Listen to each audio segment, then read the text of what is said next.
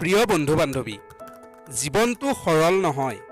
বিশেষকৈ যেতিয়া আপোনাৰ কোনো প্ৰিয় বা আপোন মানুহৰ বাবে হৃদয় ভাঙে, তেতিয়া আপুনি অনুভৱ কৰে যে সকলো শেষ হৈ গৈছে। কিন্তু মই আপোনাক কওঁ, এয়া শেষ নহয়, ই এক নতুন আৰম্ভণি।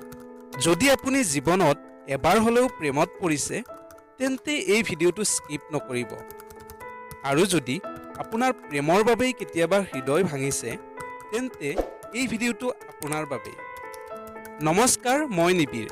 বলক ভিডিঅ'টোৰ মাজলৈ সোমাই যাওঁ। আমাৰ প্ৰিয়জন অথবা প্ৰিয়জনীৰ বাবেই যেতিয়া হৃদয় ভাঙে, সঁচাকৈয়ে আমি এক বুজাব নোৱাৰা বিষ অনুভৱ কৰোঁ।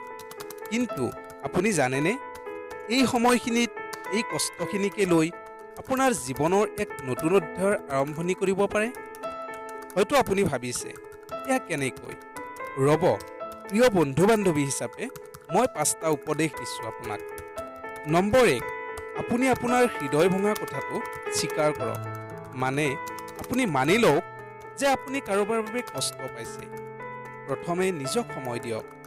মুকলি আকাশখনলৈ এবাৰ চাওক, দীঘলকৈ উশাহ লওক আৰু প্ৰাণ খুলি হাঁহক। নম্বৰ 2, এই বিষাদৰ সময়ৰ পৰাই শিকিবলৈ আৰম্ভ কৰক। আপুনি শক্তিশালী। আপোনাৰ ভিতৰতো যে বহুত শক্তি আছে, সেয়া আপুনি বিশ্বাস কৰক। আপোনাৰ এই বিশ্বাসে আপোনাক আগবাঢ়ি যোৱাত সহায় কৰিব। নম্বৰ 3, নিজক ভাল পাবলৈ লওক।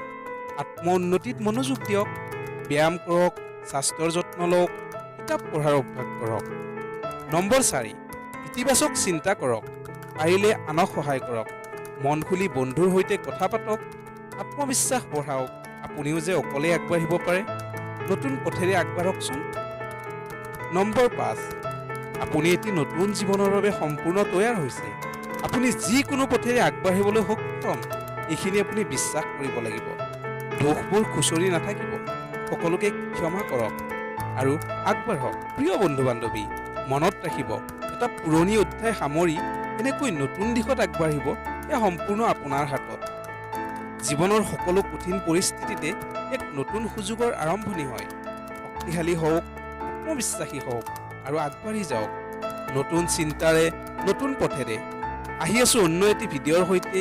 তেতিয়ালৈ ভালে থাকক, চাই থাকক বিজয়ৰ